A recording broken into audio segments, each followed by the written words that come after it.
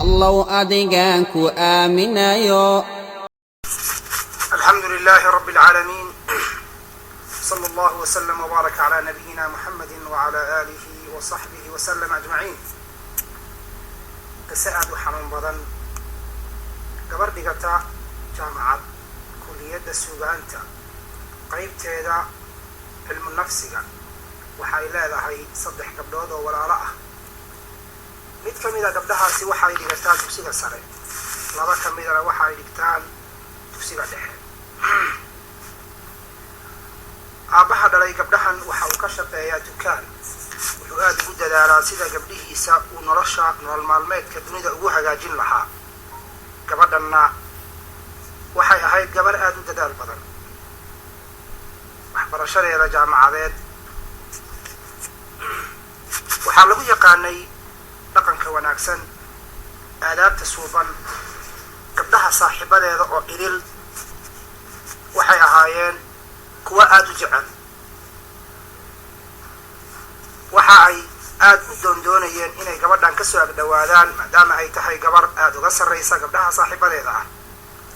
waxa ay leedahay maalin maalmaha ka mid ah, anigoo ka soo baxay albaabka jaamacadda ayaan waxaan ku arkay bannaanka jaamacadda oo uu taagan yahay nin dhalinyaro ah oo qaabkiisa aad u degan yahay.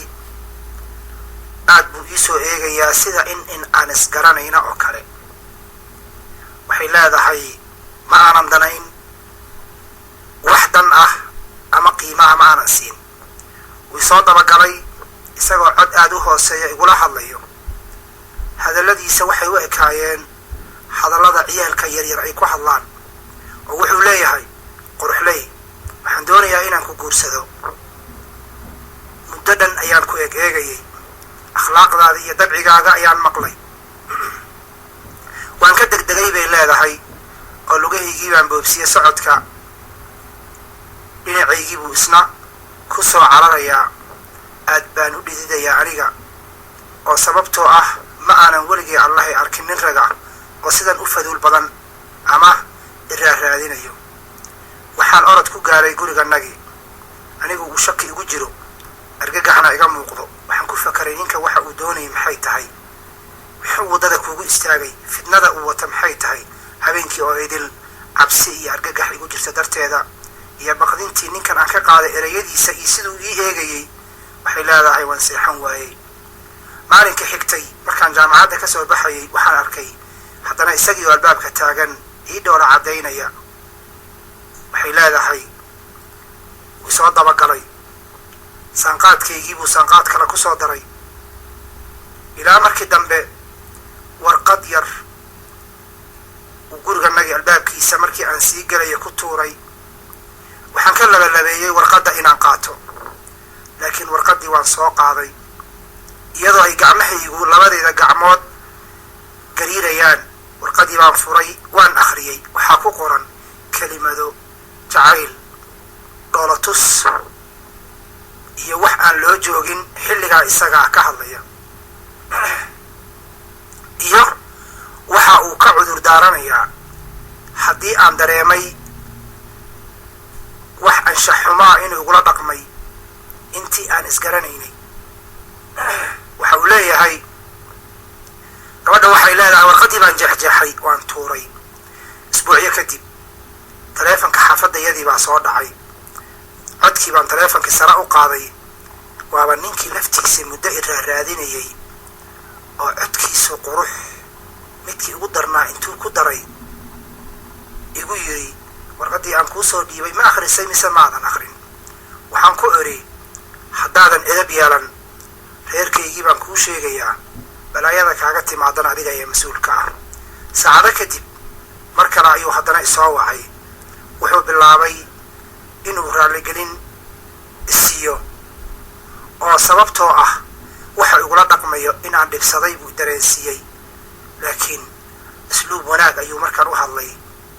wuxuu doonayay in aan iska dego oo aan xasilo.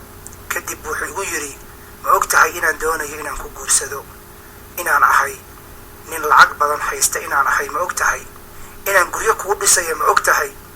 wax walba oo rajadayda ahayd buu iiga sheekeeyey maadaama gabar wax baranaysa aan ahay reer saboolna ka dhalatay.